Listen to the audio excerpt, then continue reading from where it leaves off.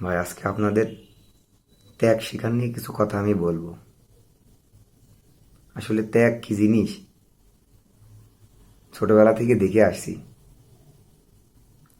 এই স্বৈরাচার সরকার যে পরিমাণ নির্মমতার সাথে নির্যাতন চালিয়েছে জামাত শিবিরের, আমি নিজ চোখে দেখছি।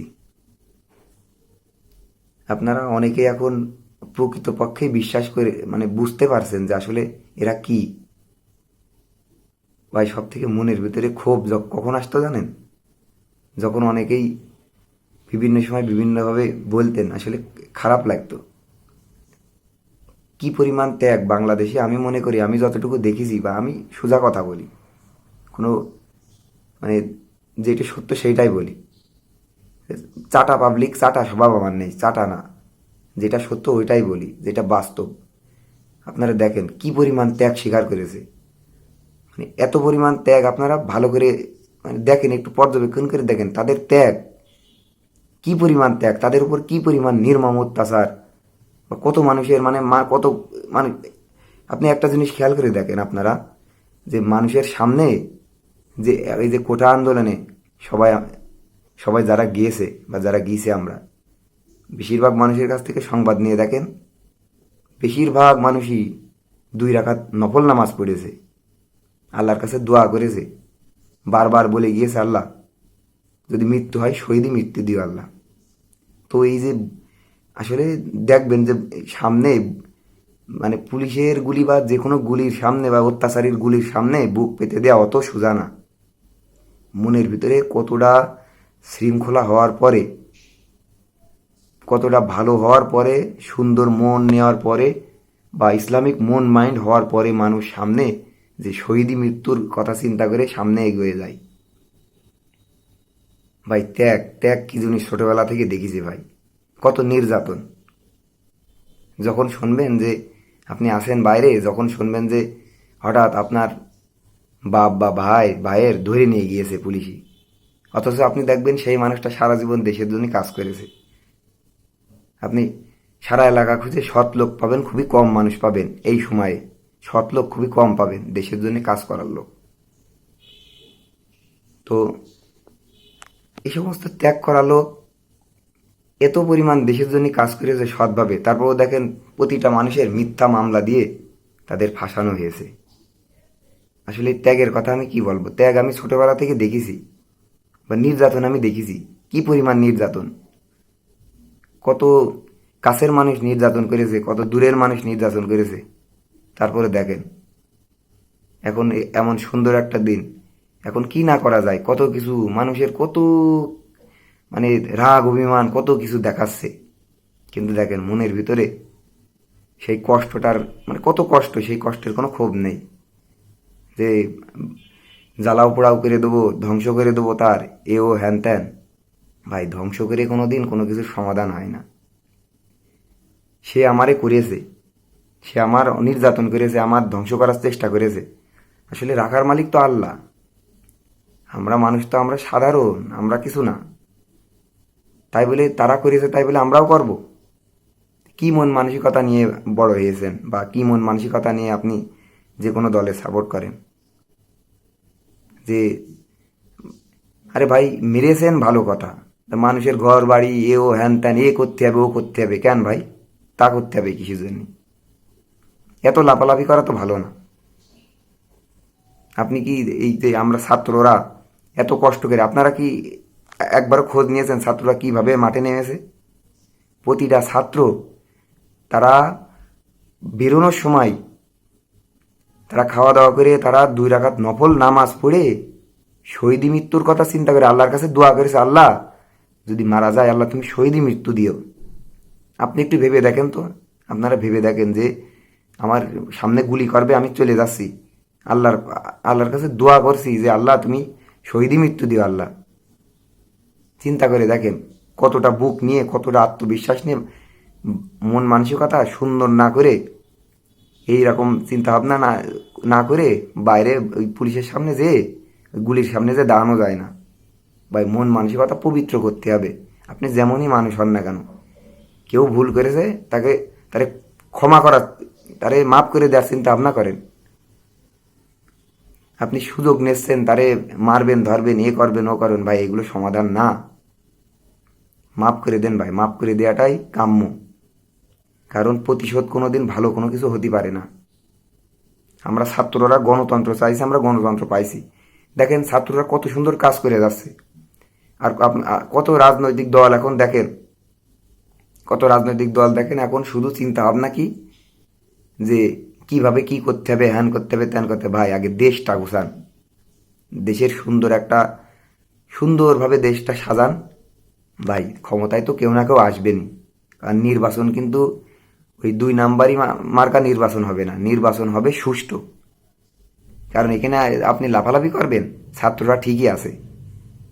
কারণ লাফালাফি যেই করেছে, প্রথম থেকেই দেখেছেন, লাফালাফি যেই করেছে ছাত্ররা যখন নেমেছে, তারা কিন্তু এই চিন্তা করেনি যে আমি মারা যাব, কি হবে, ও হ্যান হবে, ত্যান হবে, কেউ কিছু চিন্তা করেনি। অতএব লাফালাফি করেন না ভাই, কেউ কারোর ক্ষতি করেন না, সবার মাফ করে দেওয়ার চিন্তা করেন। আমাদের থেকে আমরা কম নির্যাতন হইনি। তারপর আল্লাহর কাছে দোয়া করেছি, আল্লাহ মাফ করে দাও, আল্লাহ সবার মাফ করে দিয়ে, আল্লাহ সবার মাফ করে দাও, আল্লাহ ভালো হওয়ার তৌফিক দান করো আল্লাহ। কত ক্ষোভ ছিল মনের ভিতরে, কত কিছু বলেছি, তারপরও মনের ভিতরে দেখেন এখন একটু মনে হয় না যে একজনের গালে থাবা মারি। কোনো সময় মনে হয় যেন না যে মারি। সমাজে সবাই একসাথে ভালো মানুষের সুযোগ দেন, ভালো হওয়ার সুযোগ দেন। এই যে মানুষের বাড়ি হুটহাট যে আগুন ধরিয়ে দেওয়া, মানুষের বাড়ি ভাঙচুর করা, ভাই এগুলো ভালো কাম্য কোনো কিছু না ভাই। এইগুলো করে কোনোদিন কোনো কিছু সমাধান হয় না। আপনি মুসলমান ভাই, আপনি কোনোদিন নবীদের যুদ্ধ সম্পর্কে পড়েননি, জানেন না তারা নবীরা কিভাবে কি করেছে? কারোর কোনো কিছু লুট করিনি। আপনি বারবার মুখে মুখে বলেন প্রিয় নবী, প্রিয় নবী, তা প্রিয় নবীর কথা মানা লাগবে না আপনার? সুতরাং ভালো হয়ে যান। ট্যাগ ভাই আমরা প্রচুর, বাড়ি এসে পুলিশ ভাঙচুর করেছে, পুলিশে এসে হাতুড়ি দিয়ে, এইসব নির্মমতার কথা কি বলবো, হাতুড়ি দিয়ে তালা ভেঙে, আমার মা একা একা একা বাড়ি আছে, সে হাওমাও করে কাঁদছে ঘরের ভিতরে, সে হাওমাও করে কাঁদছে। সে অবস্থায় দরজা টরজা সব ভেঙে, দরজায় লাথি টাতি মেরে ভেঙে উপরে যেয়ে সেই মা হাওমাও করে কাঁদছে। সে মা, আমার মা একা মানুষ, হাওমাও করে কাঁদছে। সেই জায়গায় যেয়ে তারা ভাঙচুর করে পরে আশেপাশের থেকে প্রতিবেশী ডেকে নিয়ে এসে তারা পরে সে আমার মার দরজা খুলে সেই ঘর দেখেছে, আমার আব্বার খুঁজে বেড়াইছে। সারা জীবন আব্বা একজন সৎ চেয়ারম্যান হিসেবে কাজ করে গিয়েছে। কোনো মানুষ বলতে পারবে না যে সে যে এরকম ই করেছে, ও করেছে, হ্যান করেছে, ত্যান করেছে। সুতরাং ভাই এই যে সবসময় পুলিশ তার বাড়ি এসেছে, সে পুলিশের হুমকার দিয়ে বলেছে যে আমি চোর না, তোমরা আমার বাড়ি এসেছে ধমকাচ্ছ, আমি চোর না, ওখানে দাঁড়াও, আমি গুছিয়ে নিচেই নামছি। সে সুন্দরভাবে থানায় গিয়েছে, তার জেল দিয়েছে। ভাই ত্যাগ আমরা কম স্বীকার করিনি ভাই। কতদিন পলায়ে থাকতে হয়েছে তার কোনো ঠিক নেই। 7 বছর যাবৎ সুন্দরভাবে বাড়ি থাকতে পারিনি। যখন একটু বড় হয়েছি সুন্দরভাবে থাকতে পারিনি। বারবার যখন নির্বাচন আসে, যখনই যে কোনো কিছু আসে, তখনই বারবার মনে হয় যে এই না যে কেস দিয়ে দিল, জেলে যাওয়া লাগলে। ভাই নির্যাতন কম হয়নি, আপনাদের কারোর থেকে কম নির্যাতন হয়নি। তারপর তো ঠিকই মন থেকে মুছে নিয়েছি। কেন সাধারণ ক্ষমা করে দিতে পারেন না? মানুষের ওরকম করা, ওইভাবে জ্বালাও পোড়াও করে কোনো লাভ নেই। দেখেন সারা জীবন জামাত শিবিরের সারা জীবন জ্বালাও পোড়াও নামে কেস দিয়েছে, কত মিথ্যে মামলা দিয়েছে, গুলি করে মেরে ফেলেছে। তাদের থেকে তো অন্য মানুষরা তো আমার মনে হয় না যে কোনো রাজনৈতিক দল জামাত শিবিরের থেকে বেশি নির্যাতন হয়েছে। সবাই অফিস খুলে আপনারা হলো মিছিল মিটিং করতে পেরেছেন। জামাত ইসলাম তো ওদের অফিসই খুলতে পারেনি কোনো সময়, যা একটু খুলেছে চুরি করে খুলেছে। আর শিবিরের তো কোনো কথাই নেই ভাই। এগুলো করে কোনো লাভ নেই। আপনি যত এরম লাফালাফি করবেন তত আপনাদের জন্য ক্ষতি, সে আপনি যেই দলেরই হন না কেন। ছাত্র সমাজ গণতন্ত্র চেয়েছে, গণতন্ত্র পেয়েছে। এখন দেশ গড়ার লক্ষ্যে থাকেন। নির্বাচনে কেউ না কেউ জিতবেনই। যারা জিতবেন তারা গণতন্ত্র রক্ষা করার চেষ্টা করবেন। ডাকাতি লুটপাট করার কোনো চিন্তা ভাবনা কেউ করেন না। কারণ ভয়, মৃত্যুর ভয় এখন আর দেহের ভিতরে কাজ করে না। কারণ কেউ কোনো কিছু করবেন, ছাত্র সমাজ আবার নেমে যাব, বাড়াবাড়ি করবেন, আবার নেমে যাব। কারণ আমরা চাই গণতন্ত্র, আমরা কোনো হানাহানি চাইনি। সারা বিশ্বে উন্নয়ন হচ্ছে, আমাদের দেশে উন্নয়ন হচ্ছে না।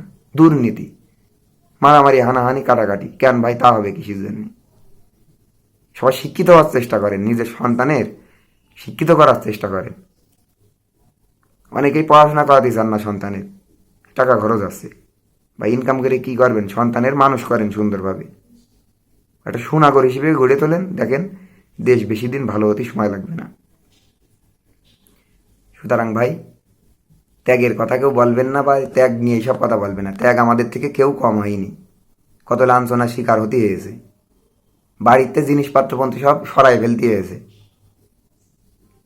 অতএব একটা জিনিস সব থেকে বেশি ভালো জিনিস, যে আশেপাশের প্রতিবেশীরা তারা এত সহযোগিতা করেছে, আসলে এই জিনিসগুলো ভোলা যাবে না কোনো সময়। প্রতিবেশীরা এতটা সহযোগিতা করেছে, এতটা ভালোবাসা দিয়েছে।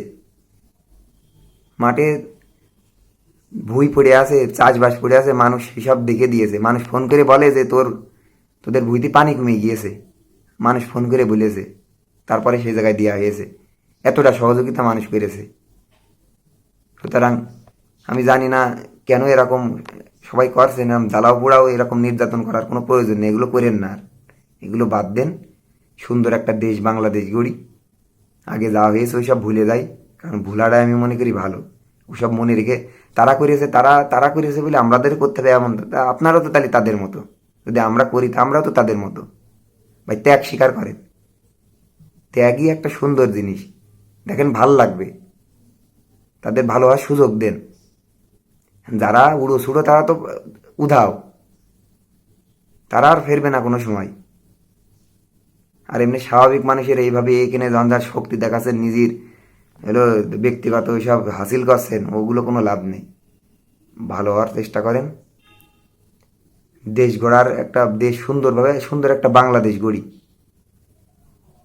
সবাই ভালো থাকবেন। আসসালামু আলাইকুম।